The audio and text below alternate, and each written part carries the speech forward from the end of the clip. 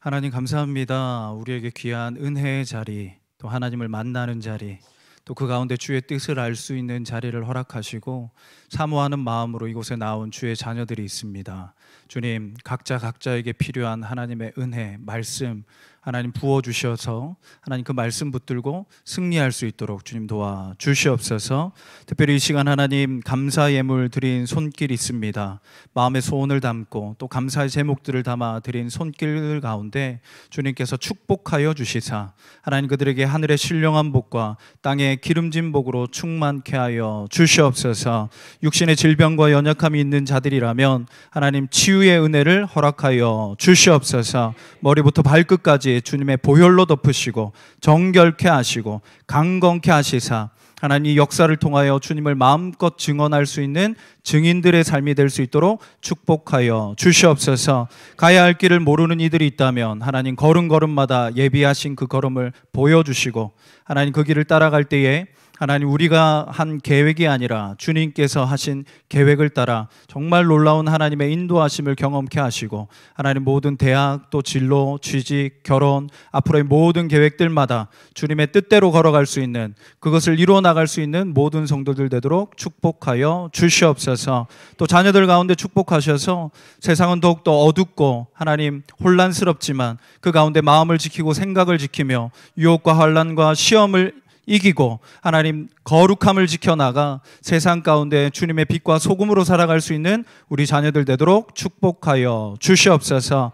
이 시간도 예배하신 하나님의 그 크신 은혜가 우리 모두에게 충만하게 임하기를 간절히 소망하며 우리 주 예수 그리스도의 이름으로 간절히 축복하며 기도드리옵나이다. 아멘. 할렐루야. 아멘. 이 시간에도 하나님의 은혜와 평강이 우리 모두에게 임하기를 주님의 이름으로 간절히 축원합니다. 아멘. 제가 원래 안경을 쓰거든요. 근데 급하게 온다고 안경을 안 쓰고 왔어요. 그래서 지금 좀 보이는 게 없어요. 좀 이해해 주시고 왜 이렇게 좀 뭔가 이렇게 초점이 안 맞지? 그렇다 할지라도 여러분 이해해 주시면 좋겠고요. 오늘 보니까 좀 긴장이 안 된다고 생각했는데 또 긴장이 되고요. 또 긴장이 되는 것 같은데 또 긴장이 안 돼요. 편안한 사람들, 그러니까 아시는 분들도 계시고 또 여기 보니까 또 처음 뵙는 분도 계시고 뭐 이게 아냐 모르냐 뭐 그게 중요한 게 아니라 이 시간 우리 모두가 주 안에서 한 가족이라는 것, 한 형제 자매라는 것, 그것이 중요하고 무엇보다 중요한 것은 이 시간 하나님께서 우리에게 예비하신 말씀이 있다라는 겁니다. 그 말씀을 여러분들이 잘 받으셔서 나에게 주시는 그 말씀 붙들고 내 안에 뭔가 변화가 일어나고 또 이 마음의 변화로 그치는 게 아니라 삶에 정말 나의 삶에 이루시고 역사하시는 그 하나님의 은혜가 임하기를 주님의 이름으로 간절히 축원합니다. 아멘. 이 소피아라고 하는 평범한 회사원이 있었습니다. 이 사람은요 회사를 다니면서 이제 왔다 갔다 출퇴근하면서 이제 보이는 그 노숙자들이 계속 눈에 걸렸어요. 그러던 중에 어느 날 마음에 한 그 소명이 자기에게 오는 걸 이제 느꼈습니다. 그래서 이들을 보면서 실질적으로 뭔가 도움을 주고 싶다. 이들의 삶에 뭔가 변화를 좀 줄 수 있는 어떤 일들을 하고 싶다. 이렇게 마음을 가지게 됐어요. 그런데 뭐 이 평범한 한 사람이 뭘 할 수 있겠습니까? 그래서 작은 것부터 한번 해보자라고 생각해서 직장 동료들에게 이 자신의 마음을 전하고 또 지인들에게 이런 마음들을 전하면서 이제 작은 모금을 하기 시작했어요. 그리고 그 모금한 걸 가지고 노숙자들을 도운 거죠. 초기에는 이런 작은 어떤 성과밖에 되진 않았지만 이걸 반복적으로 해 나가면서 이 일이 점점 커지게 되었어요. 그래서 SNS를 통해서 뭐 홍보도 하고 여러 가지 활동들도 하면서 이 소피아라고 하는 여인이 이 그녀가 행하는 일들에 공감하고 참여하는 이들이 많아지게 되었고요. 결국에는 이 지역 가운데 노숙자들을 장기적으로 지속적으로 도울 수 있는 어떤 시스템을 가진 그 비영리 법인 단체를 세워지게 되었고 그리고 이 소피아가 그 창립자가 된 것입니다.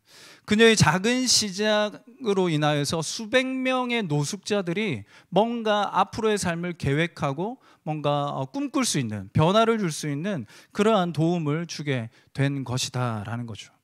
여러분 한 사람이 소명을 받는 것 한 사람이 하나님으로부터 사명을 받는 것은요 작은 일이 아닙니다. 물론 그 사명이라고 하는 게 지금 나의 모습으로 볼 때는 너무나 큰 일이어서 내가 과연 그걸 할 수 있을까? 라고 하는 그런 두려움이 생기기도 하고, 또 실질적으로 내가 뭘 해야 될까? 어떻게 시작해야 될까? 어떤 일을 해야 될까라고 하는 좀 뭔가 두려움이나 좀 의문들이 분명히 생기기도 합니다. 그리고 진행하는 과정들에 뭔가 순탄하기만 하면 좋겠는데 잡음도 생기고요, 문제도 생기고요, 또 뭔가 이렇게 다툼도 생기고요, 어려운 일들이 분명히 생긴단 말이죠. 하지만 주어진 소명, 주어진 사명을 바라보고 끝까지 나아가면 어떻게 되냐면 결국에는 하나님이 주신 그 소명과 사명이 그대로 되어지더라 라고 하는 걸 경험하게 된다는 겁니다. 할렐루야, 아멘. 그래서 우리가요, 중요한 것은 내가 가지고 있는 게 뭐냐, 지금 상황이 어떠냐, 지금 주변의 여건들이 어떠냐, 이게 중요한 게 아니라 내가 받은 사명이 뭐냐, 내가 받은 소명이 뭐냐, 그리고 나는 과연 그 길을 향하여 계속 걸어가고 있느냐, 이게 중요한 거예요. 오늘 본문의 말씀을 보면요, 이 사도 바울이라고 하는 인물이 나옵니다. 여러분 너무나 잘 아는 인물이죠. 사도 바울은요, 원래는 예수를 믿는 사람들을 핍박하던 사람이었죠. 그러나 예수님을 만나고 난 이후에 변화되었습니다. 그리고 그에게 사명이 하나 주어졌죠. 그건 뭡니까? 이방인들을 선교해야 되겠다. 그들에게 복음을 전해야 되겠다. 이방 선교에 대한 꿈을 꾸게 되었어요. 그리고 오랜 시간 훈련받은 뒤에 1차, 2차, 3차에 걸쳐서 전도 여행을 떠나게 됩니다. 여러분, 그 전도 여행 쉬웠습니까? 쉽지 않았어요. 가는 곳곳마다 방해꾼들이 있었고요, 유대인들의 관계가 있었고요, 자신을 죽이려고 했고요, 어려움들이 정말 셀 수도 없이 많았단 말이죠.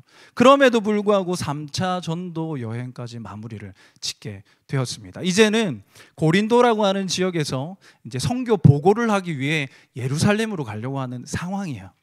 그런데 떠나려고 하니까 고린도에서 또 한 가지 소문이 들리는 거야. 무슨 소문이냐면 유대인들이 자기를 암살하려고 한다.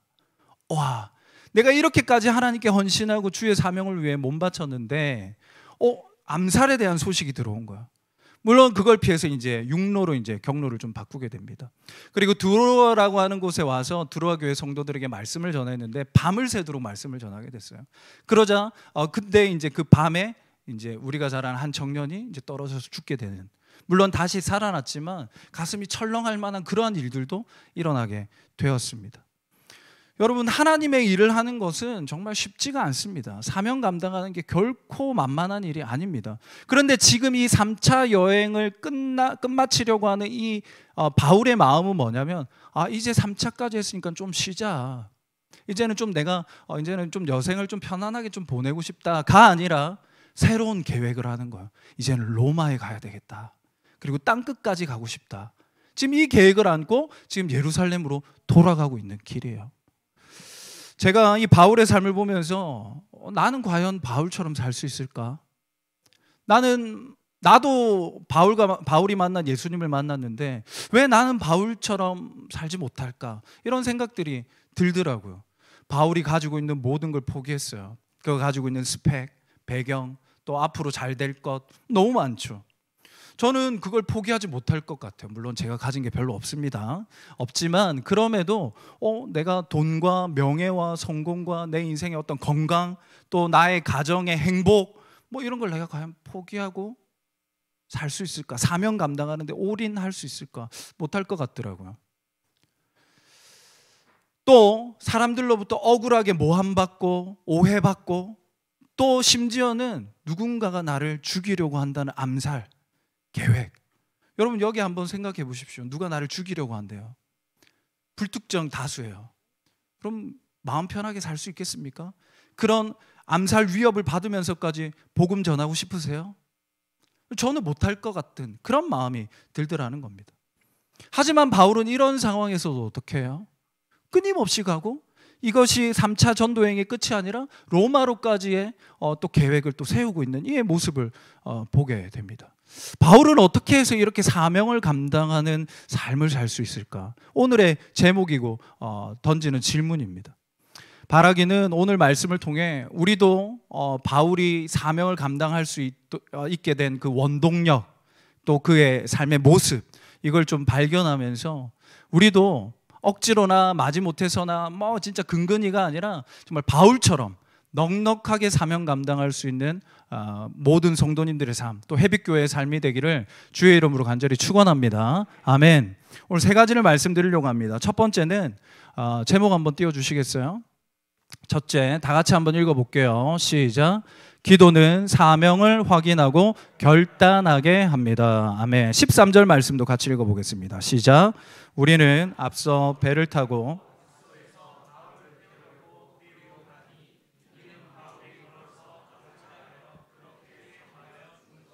아멘. 바울 일행은요 드로아에서 밤새 말씀을 전했어요. 그리고 이제 다음 목적지는 어디냐면 아소입니다. 원래는 배를 타고 일행이 함께 가려고 했는데 어째서인가 이 바울만 혼자 단독으로 나는 걸어가겠다 이렇게 얘기해요. 그리고 다른 일행들은 배를 타고 아소로 보냅니다. 이 드로아에서 아소까지의 거리가 어느 정도냐면 약 한 32km 정도? 32km. 그럼 감이 좀 안 오시죠? 제가 그래서 이제 네이버 지도를 검색해 보니까 해운대 우리 교회에서 해빛 교회까지의 직선 거리가 약 19km 정도 되더라고요. 감흥이 또 없으세요? 그래서 이제 뭐 정확하진 않지만 해운대 우리 교회에서 이 해빛 교회까지 걸어왔다가 그리고 해빛 교회에서 걸어서 해운대 우리 교회까지 딱 가면 거의 뭐 조금 많지만 비슷할 것 같다. 그러니까 하루 거리예요. 많이 걸어가면 사람이 많이 걸으면 한 40km, 50km, 뭐 심지어는 60km 정도까지도 걸을 수 있다고 해요. 하루 동안. 그 정도 거리라고 생각하시면 될 것 같아요. 중요한 건 뭐냐면 왜 바울은 일행들과 함께 배 타고 가지 않고 혼자 걸어가려고 했을까라고 하는 겁니다. 그에 대한 결론이 16절에 나와 있더라고요. 16절 제가 읽어볼게요. 바울이 아시아에서 지체하지 않기 위하여 에베소를 지나 배 타고 가기로 작정하였으니 이는 될 수 있는 대로 오순절 안에 예루살렘에 이르려고 급히 가미러라. 아멘. 뭐냐면요, 이제 아소에서 드로아에서 아소까지 걸어오면서 이 바울의 목적은요 기도였어요. 하나님의 뜻을 알려고 하는 거였어요. 그리고 그 뜻이 뭐였냐? 오순절 안에 예루살렘에 도착하는 것. 그러면 왜 오순절 안에 예루살렘에 도착하라고 했을까? 도착하려고 했을까? 하나님이 그러라고 명령을 하셨기 때문에 라는 거죠. 이후에 이제 예루살렘에 도착한 삶을 보면요 어떻게 되냐면 바울은요 이제 예루살렘 교회 지도자들 만납니다. 그때 예수님의 동생인 야고보가 지도자로 있는데 이제 유대인들의 오해가 있었기 때문에 이제 야고보가 하나의 미션을 줘요. 그건 뭐냐면 서원한 사람 4명을 데리고 성전에 가서 결례를 행하라. 이게 정확하게 어떤 건지는 모르겠지만 어쨌든 성전 안에 들어가서 어떤 뭐 예배라든지 제사라든지 뭐 이런 뭐 어떤 형태로 있었던 것 같아요. 그런데 그때 아시아에서 온, 그러니까 소아시아 지역이죠, 온 유대인들에 의해서 모함을 받습니다. 이방인을 데리고 성전에 들어갔다라는 그 이유예요. 그리고 이제 바울은 어떻게 되냐면 잡힙니다. 그 이후의 모든 행적은 뭐예요? 우리가 잘 아는 대로 잡혀서 재판받고 그 다음에 뭐 이렇게 헤로데게도 가고 그 다음에 배 타고 이제 로마로 가는. 그러니까 그 이후의 모든 삶의 여정은 두 단어로 이렇게 정리할 수 있을 것 같아요. 결박과 환란. 결박과 환란. 바울은요 아마도 이 드로아 지역에서 하나님으로부터 이제 또 새로운 미션을 받았던 것 같아요. 사명. 그건 뭐냐면 너는 예루살렘에 가서 결박과 환란을 당할 거야. 그러니까 바울의 마음은 이게 너무 이제 혼란스러운 거예요. 지금까지도 어렵게 3차 전도 여행을 해왔는데 앞으로의 여정도 결박과 환란이라는 거예요. 와, 이 너무너무 힘들잖아요. 그러니까 기도할 시간이 필요한 거죠. 그래서 일행들과 떨어져서 드로아에서 아소까지 혼자 걸어가면서 하나님과 독대하는 시간을 가진 거예요. 하나님, 정말 하나님이 원하시는 나의 이 앞으로의 여정이 결박과 환란이 맞습니까? 하나님, 이거 너무 힘든데 저는 이거 감당할 힘이 없는데 어떻게 해야 됩니까? 만약 내가 이 길을 정말 걸어가야 한다면 감당할 수 있는 힘을 주세요. 지혜를 주세요. 아마도 이렇게 기도하지 않았을까 이렇게 생각됩니다. 여러분, 모든 그리스도인에게는요 사명이 있습니다. 여러분, 목회자들만 사명이 있다고 생각하시면 안 돼요. 목회자들만 소명이 있다 생각하시면 안 됩니다. 모든 성도, 모든 그리스도인은 사명이 있어요. 아멘이십니까? 여러분들의 사명이 뭐예요? 여러분 사명 뭐예요? 말하기 어려우세요? 너무 간단해요. 우린 다 알고 있어요. 이미 그의 나라와 그의 의를 구하라. 할렐루야.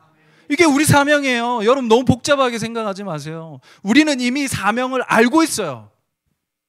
여러분들이 무슨 직업을 가졌나, 어떤 조건에 있나, 어떤 환경에 있나, 나이가 몇 살이냐 전혀 중요하지 않습니다. 그거 상관없어요. 모든 그리스도인은 사명이 있는데 그의 나라와 의를 구하라. 이걸 잊어버린 사람은요 그리스도인이 아닌 거예요. 조금 더 구체적으로 얘기하면 세상 가운데 회개를 선포하는 거예요. 하나님의 나라가 가까이 왔다 얘기하는 거예요. 그리고 그걸 이루는 주체가 누구예요? 예수 그리스도의 십자가와 부활.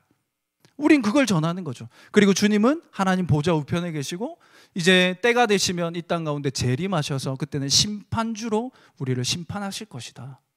의로운 자는 하나님의 우편에, 또 악한 자는 좌편에, 영벌과 영생으로 나눠지는 그 일이 올 거라는 걸 증거하는 거, 그게 우리 사명이란 말이죠. 우리는 기도할 때마다 뭘 확인해야 되냐면요, 여러분들의 어떤 가지고 있는 문제들 중요하죠. 그러나 그보다 우선되어야 될 건 뭐냐면 내가 가진 사명을 다시 확인해야 되는 거예요. 재확인해야 돼요. 그리고 그 다음이 또 중요합니다. 뭐냐? 내가 과연 그 길을 걸어갈 수 있는가? 그 길을 걸어갈 수 있는가? 그 길을 걸어가기 원한다 라고 하는 결단이 필요한 거예요. 여러분 우리가 처해 있는 상황마다 다 달라요. 어떤 분은 가정에서, 어떤 분은 학교에서, 어떤 분은 직장에서, 또 어떤 분은 여러 조건들, 상황들에서 이렇게 고민하고 해결해야 되는 여러 가지 문제들이 분명히 있을 거예요. 하나님이 이걸 어떻게 해결해야 되냐, 이 관계, 물질, 건강, 앞으로의 진로, 자녀 너무 많습니다. 그런데요, 이 처해져 있는 환경 가운데 우리가 사명을 감당하기 위해 해야 될 결단은요, 어떻게 보면 공통적인 면이 있어요. 그건 뭐냐면요, 자기 자신을 부인하는 거예요. 그걸 결단하셔야 돼요. 어떤 방법론적인 게 아니에요. 인간관계를 어떻게 하면 내가 잘 해낼까? 어떻게 하면 이 물질의 문제를 해결해가지고 내가 좀 생활 형편이 좀 나아질까? 내 진로가 어떻게 하면 좀 더 확 열릴까? 여러분 이거는요 방법론적인 거라고 한다면, 본질적인 건 뭐냐면요, 내가 어떻게 하면 나 자신을 더 부인할까? 그리고 나에게 주어진 십자가를 지고 갈까? 그리고 예수님을 따라갈까? 너무 잘 아는 제자도에 대한 말씀이잖아요. 주님께서 명령하셨어요. 누구든지 나를 따르려거든 자기 자신을 부인하고 자기 십자가를 지고 나를 따르라. 근데 우리는 딴 데서 방법을 찾아요. 전혀 그 십자가 지는 것과는 상관없이, 나를 부인하고 죽이는 것과는 상관없는 데서 우리는 계속 답을 찾으려고 해요. 여러분 우리의 능력은 십자가인 줄 믿으시기 바랍니다. 거기에 여러분들 못 박지 않으면, 자기를 부인하지 않으면 답이 없어요.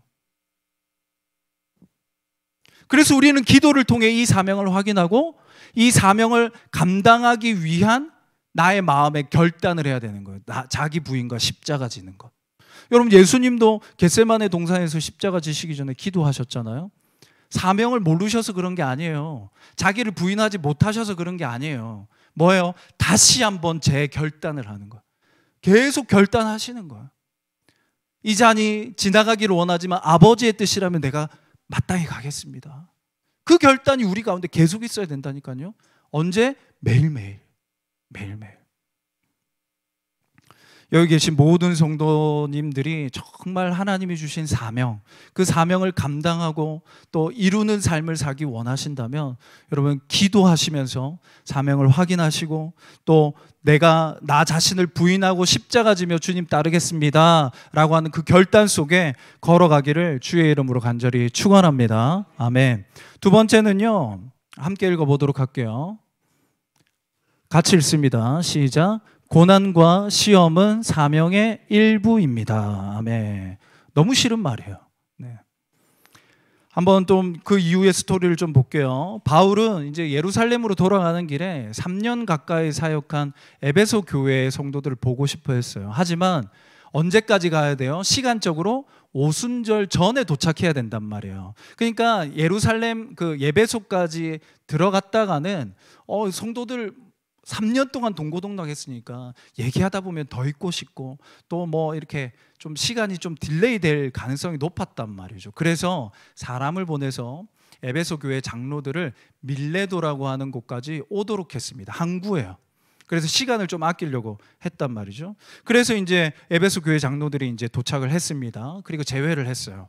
그리고 난 이후에 이제 바울이 장로들에게 이런 얘기를 합니다. 18절부터 19절 우리 같이 읽어보도록 할게요. 시작. 오매 그들에게 말하되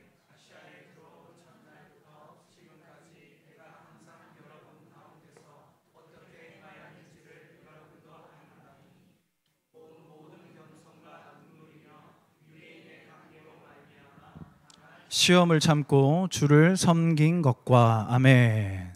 그러니까 에베소에서 어떻게 자신이 이 에베소 교회 성도들을 향해 사역했는지, 그리고 사역하는 과정 속에 어떤 일들을 겪었는지를 지금 회고하는 그런 지금 내용입니다.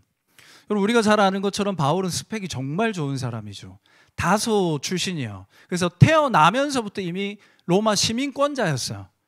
돈 주고 산 게 아니라. 그러니까 대단한 인물입니다. 다소라고 하는 지역은요, 당시 세계 3대 이 대학으로 유명한 지역이기 때문에 아주 그런 학문적으로도 좀 이렇게 뛰어난 지역이었는데, 그런데 부모가 이 바울이라고 하는 사람을 믿음으로 키우기 위해 이 본국으로 유학을 시킬 정도로 자녀 교육에 대한 열정도 있었고, 또 바울은 뛰어나서 능력이 있어서 이 본국으로 와가지고요, 가말리엘 문화라고 하는 아주 유명한 그 지도자 밑에서 바리새인 중에 바리새인으로 키워진 엘리트 중에 엘리트예요. 그의 앞으로의 인생 가도는 앞서 말씀드린 것처럼 돈, 재물, 그리고 명예, 심지어는 권력까지 어떻게 보면 보장된 인물이 바로 이 바울이라고 하는 인물입니다. 그런데 이 바울이 자신이 얻을 수 있는 또 이미 가지고 있었던 그 모든 것들을 뭐와 같이 여겼습니까? 배설물과 같이 여겼다. 왜 그렇게 여길 수 있었을까요?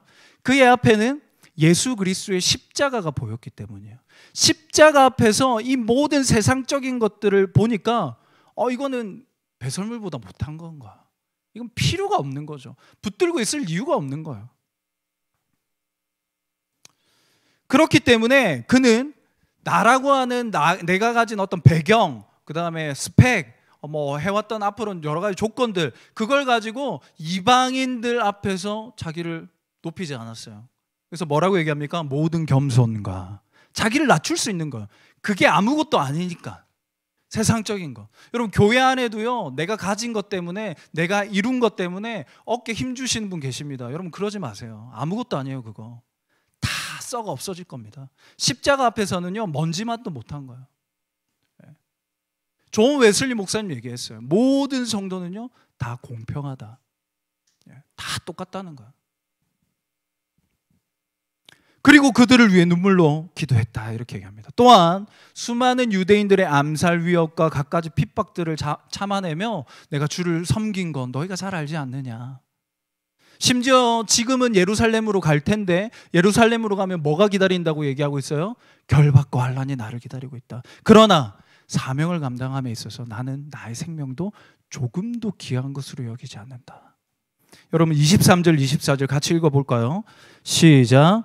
오직 성령이 각 성에서 내게 증언하여 결박과 환난이 나를 기다린다 하시나 내가 달려갈 길과 주 예수께 받은 사명 곧 하나님의 은혜의 복음을 증언하는 일을 마치려 하면은 나의 생명조차 조금도 귀한 것으로 여기지 아니하노라. 아멘. 할렐루야. 어때요? 마음이 좀 뜨거워지시나요? 뭉클해지십니까? 저는 이 대목 읽을 때마다 마음에 벅차오르는 이 마음이 있더라고요. 그런데요, 문제가 있어요. 마음만 그렇다는 거예요. 마음만. 요즘에 이제 뭐 이게 손흥민 선수 관련해 가지고 또 문제 이슈가 많은데, 그러니까 영상을 보다 보니까 손흥정 그 아버지 그 감독의 이런 이야기가 있더라고요. 막 유소년 선수들에게 막 얘기해요. 뭐 외국 선수들한테 뭐 이렇게 부딪히는 거 뭐 이게 겁내지만 남자는 뭐 자신감 뭐 이러면서 이런 얘기를 해요. 가슴만 뜨거워지는 선수가 되지 마라. 가슴과 함께 너희가 같이 뛰어나가야 된다. 여러분, 정말 이거는 성경적인 거예요. 여러분, 우리 마음은 너무너무 뜨거워져요. 설교 들으면 그렇게 살아야지 해요. 그러나 돌아서면 똑같아요. 아무런 변화도 없어요. 아무런 시도도 하지 않아요. 우리는 이 말씀을 읽고 이런 사람이 있구나. 정말 나도 이렇게 살면 좋겠지만 이건 나랑 상관없어. 그러지 않으시나요? 우리는 감동만 받을 게 아니라 나도 이러한 삶을 살기 위해 과연 무엇부터 시작해야 되는가? 실질적으로 말이에요. 실제로 나는 어떤 고난과 시험을 감수해야 되는가? 그걸 고민하셔야 돼요. 그리고 그걸 실제로 감내하셔야만 합니다. 주님께서 분명히 얘기하셨어요. 은혜와 함께 고난이 있을 거라고. 여러분, 이거는요, 뗄래야 뗄 수 없습니다. 영광만 받기 원한다? 여러분, 그건 없어요. 영광과 함께 고난은 같이 있어요. 여러분, 이걸 인정하지 않으면 여러분 삶에 오는 여러 가지 문제들, 어려움들, 시험들 어떻게 하냐면 원망, 불평밖에 나오지 않는 겁니다. 그걸 인정하지 않으면. 흔히 구원받은 믿음이라고 하면 여러분 죽어서 천국 간다 이렇게 얘기해요. 하지만 이거는요, 참된 믿음이 아닙니다. 목사님 이단 같다고 이렇게 생각할 수 있어요? 아니에요. 구원받은 믿음이란 뭐냐면 가나안과 같은 이 땅, 바벨론과 같은 이 땅 가운데 하나님의 나라를 건설하기 위해 이 땅에 오는 수많은 유혹, 자극, 그런 이렇게 풍요, 이러한 것들을 맹렬하게 물리치고 파괴할 수 있는 그런 자각을 가진 것, 그게 믿음이에요. 참된 믿음. 더 나아가서 그보다 강력한 하나님의 나라의 거룩한 문화를 건설할 수 있다라는 자각, 그게 바로 포함된 것이 믿음, 진짜 구원받은 믿음이라는 거예요. 여러분, 믿음에는 3단계가 있어요. 우리가 예수 믿고 구원받았다, 하나님의 자녀가 되었다, 여러분 그거는 믿음의 1단계입니다. 구원의 1단계 받게 되지 않아요. 그 다음에 뭐가 있습니까? 성화의 단계가 있어요. 예수 그리스도를 닮아가는 거룩해져 가는 관계. 3번째는 뭡니까? 영화라고 했는데 그건 이제 최후의 일이고, 그 거룩해져 가는 상황 속에 이 땅 가운데 하나님의 나라를 이루어야 돼요. 그게 없으면 안 돼요. 여러분, 출애굽 광야 1세대들, 여러분 출애굽을 경험했으니까, 홍해를 경험했으니까 구원받았다라고 생각하잖아요. 근데 잘 생각해 보세요. 그들이 홍해를 건너고 나서 너무너무 기뻐했어요. 우리의 적군을 물리쳐셨다 이러면서. 그리고 미리암은 노래까지 만들어가지고 막 성경 한 장에 노래 그걸 다 적어놨단 말이에요. 와, 홍해를 건넜으니까 구원받았구나. 그런데 그건 구원받은 믿음이 아니에요. 여러분, 오해하시면 안 돼요. 착각하시면 안 돼요. 누구나 그런 놀라운 일들을 경험하며 기뻐하며 찬양할 수 있어요. 감사할 수 있어요. 그런데 그것만 가지고는 세상을 변화시키지 못해요. 왜일까? 이들의 삶의 뒷모습이 증언해 줍니다. 그들은 광야, 홍해를 건넌 지 일주일 채 되지 않아 물이 없다고, 먹을 게 없다고 불평하고 원망해요. 모세를 향했지만 결국에는 하나님을 향한 원망이었어요. 또 가데스 바니아에 가서는 뭡니까? 그 거인족들을 바라보고 우리는 그들 앞에 메뚜기와 같다. 우리는 이 땅 점령할 수 없다. 우리는 다시 애굽으로 돌아가자. 그들이 가진 믿음은요, 광야에 살다 죽는 믿음입니다. 1세대들 다 죽었잖아요. 갈렙, 여호수아 빼고. 그들이 과연 구원받았을까요? 제가 장담할 수는 없지만 구원받지 못했을 것 같아요. 고난과 시험을 이기지 못하는 믿음, 하나님이 약속한 바를 향하여 우리의 모든 삶을 던지지 못하는 믿음은요, 구원받은 믿음 아닙니다. 믿는다고 하는데 내 삶을 올인하지 못해요. 던지지 못해요. 이것저것 계산해요. 따지고 봐요. 효율을 우리가 이야기해요. 세상 문화가 그런 거예요. 하나님의 문화는, 하나님의 말씀은 그렇게 얘기하지 않아요. 생각해봐라, 한번 계산해봐, 어느 게 맞는 것 같니? 이게 아니라 명령이 오면 순종입니다. 할렐루야. 여러분, 이거에 대한 믿음이 우리 가운데 있어야 돼요. 왜? 하나님은 선하시니까, 하나님은 지혜로우시니까, 하나님은 능력 많으시니까. 나는 내 이성과 상식으로 이해되지 않아도 하나님이 말씀하신다면 나는 갈 수 있어, 할 수 있어. 이게 우리가 가져야 될 믿음이라는 거예요. 오늘날 많은 그리스도인들의 믿음의 상태가 뭐냐면요, 이 광야와 같은, 광야를 살다 죽는 믿음밖에 되지 않는다는 거예요. 그러니까 고난이 오면, 시험이 오면 원망 불평하면서 막 난리 블루스를 친다고 해야 되나? 이렇게 뭐 이렇게 하면서 그냥 거기서 쓰러지고 위로해 달라고, 날 좀 격려해 달라고, 날 좀 세워 달라고. 여러분들이 원하는 설교가 그런 거 아닙니까? 여러분 저를 아시는 분은 아시겠지만 저는 위로할 줄 몰라요. 격려도 못해요. 우리 교회 성도님도 계시지만 위로는 누구한테 받아야 되는 거예요? 하나님께 받으시기 바랍니다. 하나님이 위로하셔야 진짜 위로지.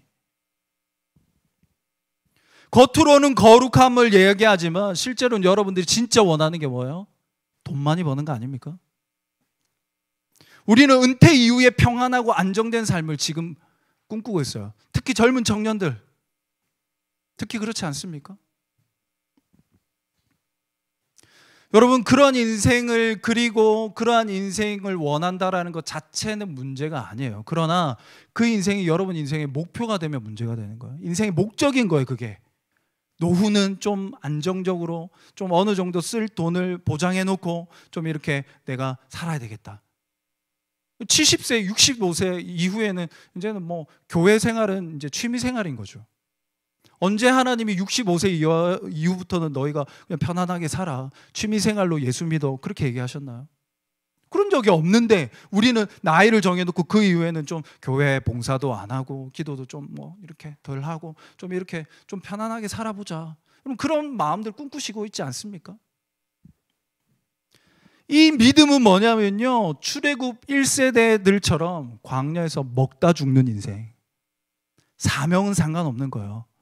38년 동안 광야 맴돌면서 무슨 사명을 했습니까? 사명을 이뤘어요. 그들은 그냥 먹다 죽었어요. 여러분, 이 믿음은요, 잘 먹고 잘 살 수는 있어요. 우리도 이 믿음 가지고도, 이 믿음 가지고도요, 노후를 편안하게 보낼 수 있어요. 내가 원하는 어떤 일들을 이루면서 살 수 있어요. 그러나 사명과는 상관없는 삶입니다. 노아의 때 왜 하나님은 홍수로 세상 전체를 심판했을까요? 이렇게 얘기하고 있어요. 그 5장을 보면, 7장을 보면 하나님의 아들들이 세상의 딸들과 결혼하고 또 먹고 사는 문제에 매달렸기 때문이다, 이렇게 얘기해요. 마태복음 24장 38절 우리 다 같이 한번 읽어볼게요. 같이 읽습니다. 시작. 노아가 방주에 들어가던 날까지 사람들이 먹고 마시고 장가들고 시집가고 있으면서. 여러분, 우리의 일상이에요. 이거는 이게 잘못된 게 아니에요. 먹고 마시고 시집 장가 가지 마라가 아니라 이게 인생의 목적이었다는 거예요. 잘 먹고 잘 사는 거. 이것 때문에 바쁜 거예요. 바쁘니까 뭐 할 시간 없어요? 기도할 시간 없는 거죠. 예배 드릴 시간 없어요. 봉사할 시간 없어요. 주를 위해 헌신할 시간 없어요. 주님의 사명을 위해 내가 고난받고 시험받고, 이거는 아닌 거예요. 왜? 잘 먹고 잘 살아야 되니까. 고난 시험은 그걸 못하게 만드니까. 성도의 사명은 뭐냐면요, 두 가지로 얘기할 수 있어요. 하나는 하나님이 왕이심을 세상 가운데 선포하는 것. 두 번째는 이 세상과 섞이지 않고 그들을 하나님의 문화로 정복하는 것. 아멘이십니까? 제가 요즘에 어성경 그 강사 스쿨 과정을 하고 있거든요. 귀에 못이 박히도록 이걸 듣고 있어요. 너무 빡세요. 빡세다는 말을 하면 안 되나? 저는 김현대 목사님도 같이 했으면 좋겠어요. 네. 월요일마다 아침에 9시에 가가지고 4시, 5시까지 공부합니다. 네. 과제는 엄청 많아요. 동영상 과제, 뭐 책 보고 리포트 써야 되고, 대학에서도 이렇게 안 했는데, 그다음 매일 성경 읽어야 되고, 이게 그 통독 관련 거니까 뭐 이렇게 책도 뭐 교재도 막 대여섯 권 돼요. 그 줄 쳐야 되고, 그거 사진 찍어가지고 동영상 검사 맡아야 되고, 또 점수도 다 매겨요. 중간고사, 기말고사도 있어요. 이게 이제 안 되더라고요. 근데 해요. 왜? 그래야 되니까. 그래야 내가 사명 감당할 수 있으니까. 그러니까 먹고 잘 살고 행복하고 건강하고 부유하게 잘 살 궁리만 하니까 하나님이 이 세상으로, 이 사람들로는 하나님의 나라를 이룰 소망이 보이지 않는 거죠. 그래서 다 쓸어버리고 노아의 가족들만 데리고 다시 시작하신 거예요. 여러분, 진정 구원받는 믿음을 가진 자로서 사명 감당하는 인생 되기를 간절히 원하십니까? 그렇다면 여러분 주님의 뜻대로 주님의 말씀대로 순종하시는 인생이 되기를 간절히 소망합니다. 순종하면 무슨 일이 일어날까요? 고난과 시험이 있어요. 진짜요. 정말 고난과 시험이 있어요. 그러면 어떻게 해야 됩니까? 또 이게 아니라 올 것이 왔다. 이게 진짜 인생이지, 진짜 성도의 삶이지. 기쁘게 받아들이세요. 베드로도 얘기했잖아요. 기쁘게 받아들이라고. 우리의 존재 이유는 부귀영화가 아닙니다. 우리의 존재 이유는 하나님을 영화롭게 하고 영원토록 그분을 즐거워하는 것. 그것이 우리의 존재의 주된 이유라고 분명히 얘기하고 있어요. 그걸 잃어버린다면 세상 사람들과 다를 바가 없다라는 거죠. 사랑하는 성도 여러분, 우리 모두가 사명 감당하기를 원하고 또 그 가운데 오는 고난과 시험을 넉넉하게 이길 수 있는 저와 여러분 되기를 주의 이름으로 간절히 축원합니다. 아멘. 마지막 세 번째입니다. 같이 읽어볼게요. 네, 함께 읽습니다. 시작. 사명은 예수 그리스도의 증인이 되는 것입니다. 아멘. 결국에는 예수가 그리스도임을 증언해야 돼요. 20절, 21절 이것도 같이 읽어봅니다. 시작. 유익한 것은 무엇이든지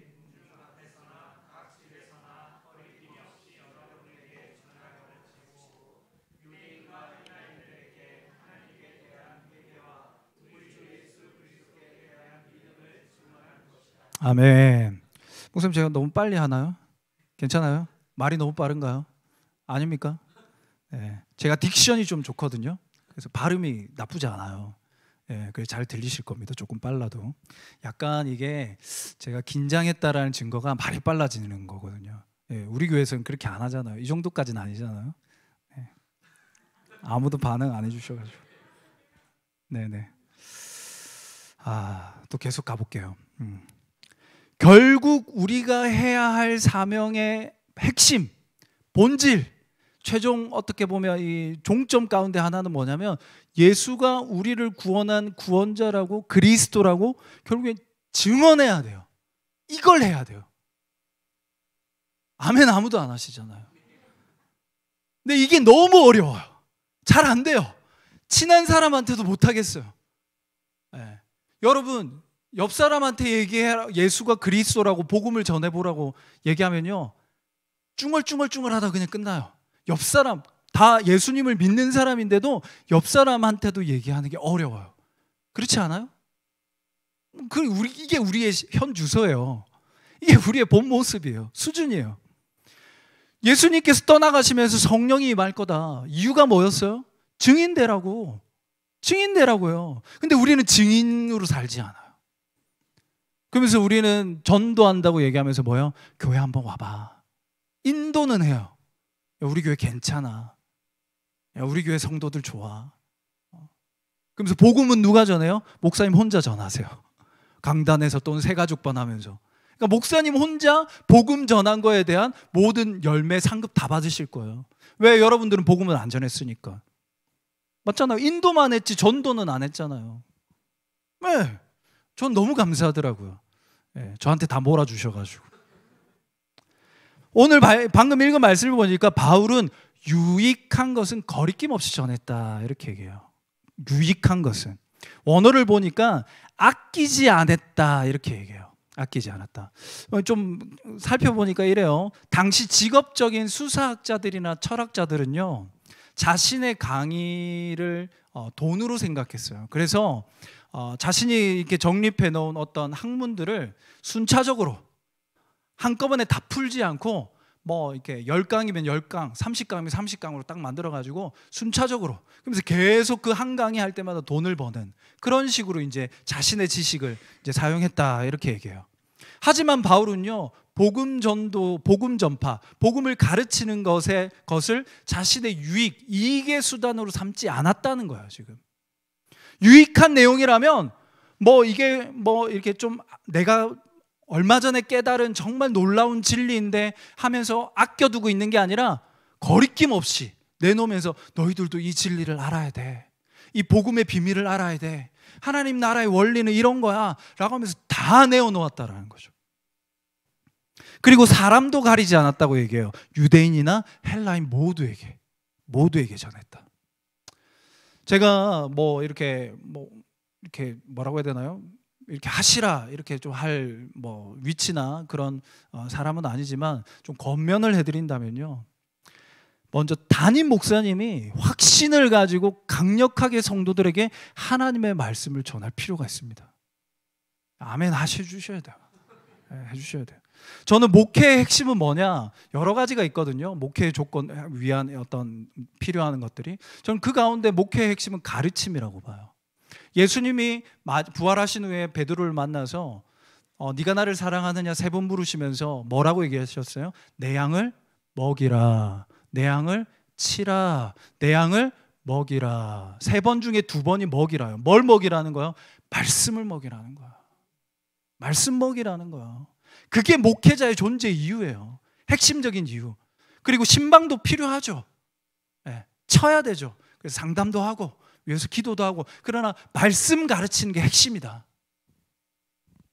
여러분, 사실 제가 작년 여름쯤에 목회 그만두려고 했어요.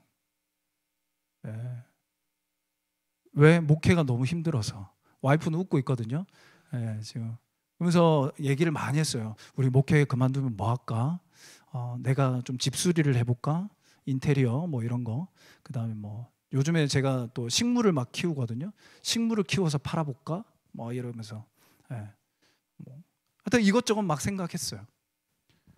도저히 회복이 안 되더라고요. 영적 고갈 때문에, 침체 때문에 뭘 해도 회복이 안 되더라고요. 근데 제가 회복한 게 뭐냐면 말씀 읽으면서 회복했습니다. 별거 아니에요. 그냥 읽을 힘도 없어가지고 많이 그렇게 쉬잖아요. 그냥 음원 틀어놓고, 말씀 듣는 음원 틀어놓고 그거 들었어요. 그리고 성도들에게 좀 성경을 가르쳐야 되겠는데 하면서 성경책이 딱 책꽂이 옛날 게 보여가지고 그거 새로 사서 유튜브에 있는 동영상 막 한 강 막 찾아보면서 그걸 성도들에게 또 가르치면서, 그러면서 제 안에 뭔가 채워지는 게 느껴지더라고요. 채워지는 게. 그게 뭐였냐면 말씀이었어요. 그러면서 제가 살아났어요. 이렇게 살면 안 된다. 이렇게 침체에 있으면 안 된다. 말씀을 내가 먹고 내가 가르쳐야 되겠다. 19세기 최고의 설교자로 뽑히는 찰스 스펄전 목사님이라고 계세요. 그분이 이런 얘기를 했어요. 우리의 삶에 일어나는 대부분의 문제는 성경을 읽지 않은 데서 오는 것이다. 성경을 먹지 않으니까 우리의 삶에 영적 고갈이 일어나고 영적 양식이 없으니까 힘을 내지 못하는 거예요. 어떻게 해야 되는지 모르는 거예요. 어디로 가야 될지 모르는 거예요. 왜? 말씀이 없으니까. 그런데 말씀을 읽기만 해도 우리 안에 하나님이 주시는 영의 양식이 채워지는 줄 믿으시기 바랍니다. 여러분, 성경에서 사사시대는 없어도 될 대목이에요. 근데 사사시대가 왜 왔어요?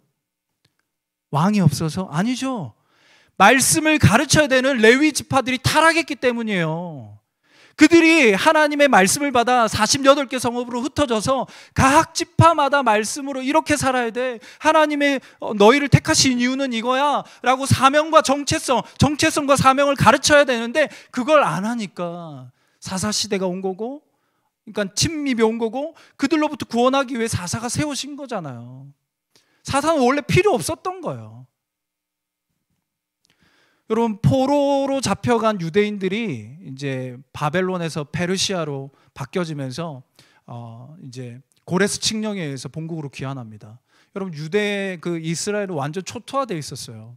그런데 어떻게 예루살렘 성전도 좀 짓고, 좀 안 좋았지만, 그리고 뭐 집도 짓고 이렇게 사는데 여전히 황폐한 거예요. 그리고 이제 좀 100년 이상이 흘렀어요. 그런데 이 페르시아에 있던 에스라라고 하는 학자가 본국으로 돌아가야 되겠다는 거예요. 근데 본국이라고 얘기하기 좀 부끄러운 게 뭐냐면 이 에스라는요, 포로 시대의 4세대예요. 그러니까 예루살렘 가본 적이 한 번도 없어요. 엄마 아빠한테 듣기는 들었지만 예루살렘이 어떻게 생겼는지도 몰라요. 그런데 모세오경을 연구하기 시작하면서 이 민족을 향한 하나님의 뜻을 알게 된 거예요. 그래서 그는 자기가 가지고 있는 모든 지위를 포기하고 2차 포로 귀환단을 이끌며 돌아갑니다. 그리고 그 이후에 느헤미야, 아시죠? 술 맡은 관원장, 아주 고위직이에요. 그 사람도 한 번도 예루살렘에 가본 적이 없지만 다시 자신의 지위를 포기하고 총독으로 3차 포로 귀환단을 이끌고 갑니다. 그들이 가서 한 게 뭐냐? 물론 성벽도 세우고 여러 가지 했지만요, 핵심은 이거예요. 말씀을 가르쳤다. 황폐해진 그 땅에 말씀을 가르쳤다. 여러분, 그 가르친 그 교재가 뭐냐면 역대상하예요. 역대상하. 그걸 가지고 너희는 이런 사람들이야, 하나님 나라의 백성이야, 정체성을 가르치고 너희는 이 땅 가운데 이렇게 살아야 돼, 사명을 가르쳤어요. 느헤미야가 와가지고 너희 이렇게 살면 안 돼, 너희가 사는 삶의 방식은 거룩이야, 구별됨이야, 이렇게 살아야 돼. 또 느헤미야가 같이 동력한 거죠. 그러자 그 황폐한 이스라엘 땅에 놀라운 부흥의 역사가 일어난 줄 믿으시기 바랍니다. 말씀이 임하니까 부흥이 일어나는 거야. 여러분, 기도만 많이 한다고 되는 게 아니에요. 말씀 없는 기도는요, 공허합니다. 말씀만 있으면 메마르고요. 말씀과 기도가 같이 있어야 되는데, 그런데 이 기도의 땔감은 뭐냐면 결국에 말씀인 거예요. 그러니까 여러분들 목사님 말씀을 잘 들으셔야 돼요. 잘 배우셔야 돼요. 목사님은 온 힘을 다해 성도님들을 가르치셔야 돼요. 여기 해빛교회도 마찬가지고 뭐 우리 교회도 마찬가지고요. 그럼 더 중요한 것은 모든 성도님들이 그 말씀에 아멘으로 화답할 때에 부흥의 역사는 일어난다는 겁니다.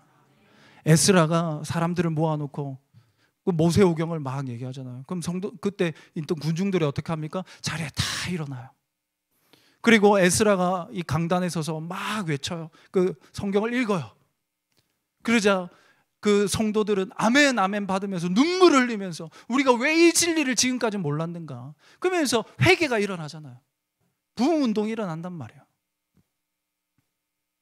말씀이 이렇다 저렇다, 목사님 스타일이 어떻다, 저도 사실 스타일로 얘기하면요, 들어줄 만한 스타일이 아니에요. 사투리도, 그리고 뭐 말도 빠르고 뭔가 언어도 세고. 근데 우리 성도들 너무 감사해요. 예배 끝날 때마다 은혜 받았다고 얘기해 주시고 너무 감사해요. 저 스타일을 가지고 얘기하신 분이 있긴 있었어요. 제가 물어봤거든요. 집사님, 제가 이렇게 설교하는 거 괜찮나요? 그러니까 이렇게 얘기하시더라고요. 목사님 좀 위로 좀 많이 해주셨으면 좋겠습니다. 이렇게 얘기하시긴 하시더라고요. 근데 저는 못한다 그랬어요. 제가 할 게 아니니까. 여러분, 이 선포되어지는 또는 가르쳐지는 말씀을 받는 사람은요, 그 마음을 보면 딱 하나밖에 없어요. 겸손한 사람. 겸손하지 않으면 말씀 절대로 못 받습니다. 재단하는 것밖에 안 돼요. 저 교회 목사님은, 여러분 유튜브 보시니까 얼마나 유명한 목사님들 많아요. 목사님 저렇게 전하던데, 예화는 이렇게 하던데, 뭐 이렇게 뭐 우리의 마음을 이렇게 터치하던데, 뭐 그 교회 가시면 돼요. 그게 아니잖아요. 여기서 하실 거잖아요. 그럼 겸손하게 말씀을 받는 것 말고는 답이 없어요. 그 말고는 뭐 어떻게 하실 거예요? 은혜 받아야 되잖아요.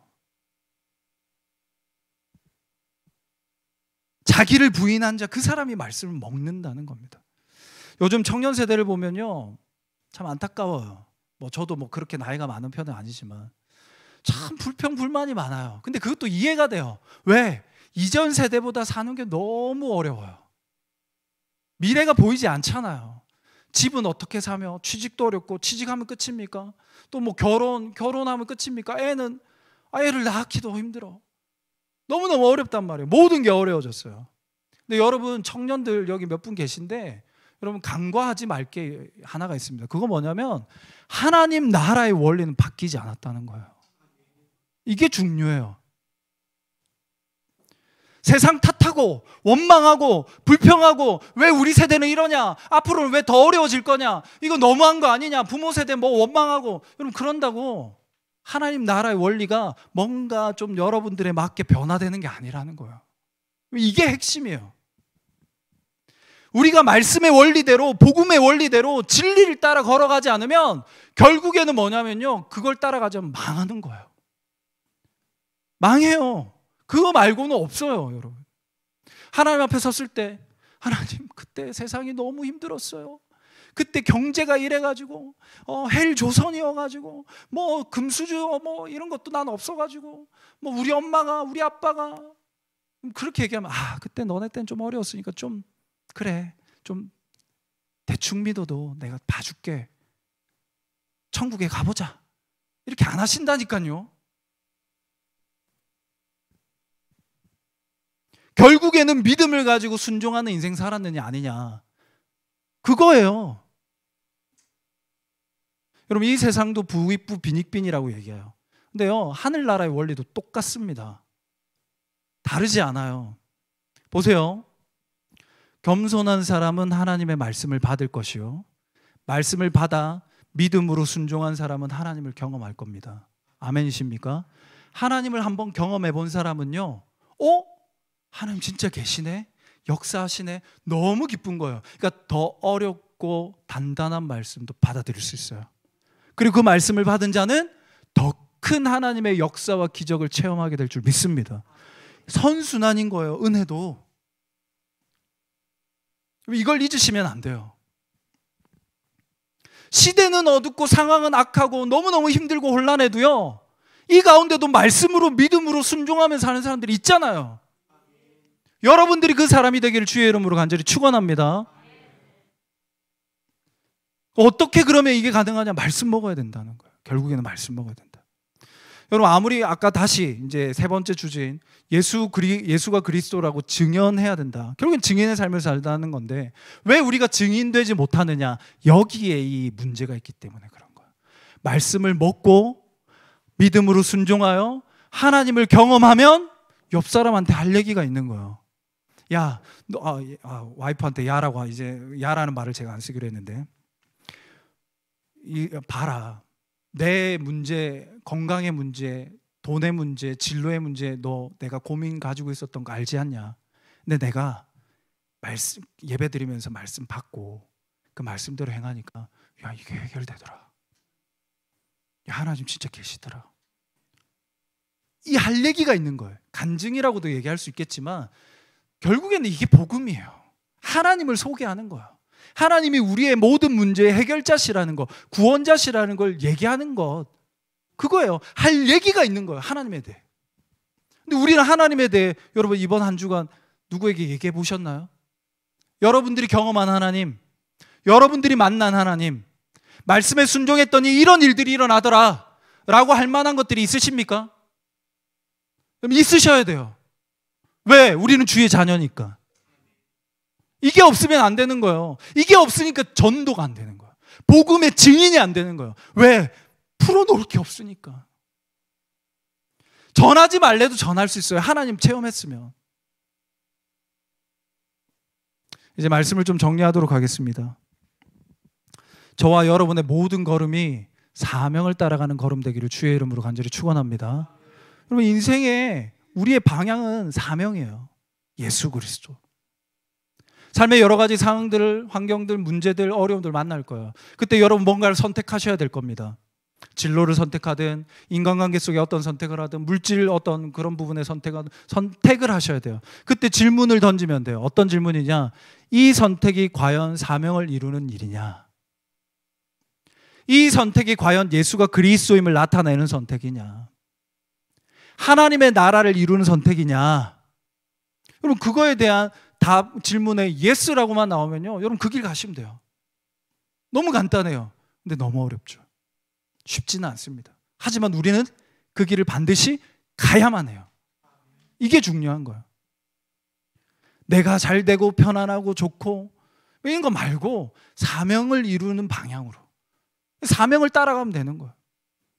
그러려면 먼저 기도함으로 나의 사명을 확인하고 자기 부인을 하는 것에 대한 결단이 필요하고, 또 그 과정 속에 고난과 시험이 있다라는 걸 인정하고 받아들이면서 그것이 오더라도 넉넉히 감내해내고, 마지막으로 말씀으로 끊임없이 우리를 채워서 말씀의 순종함으로 하나님을 경험하는 삶. 그러면 여러분 능히 사명 감당하는 인생이 될 줄 믿습니다. 여기 곧 해빛교회, 여러분 삶의 현장마다 하나님을 경험하고 그 하나님을 보여주고 증언할 수 있는 사명 감당하는 축복의 인생 되기를 우리 주 예수 그리스도의 이름으로 간절히 축원합니다. 아멘. 잠시 기도하겠습니다.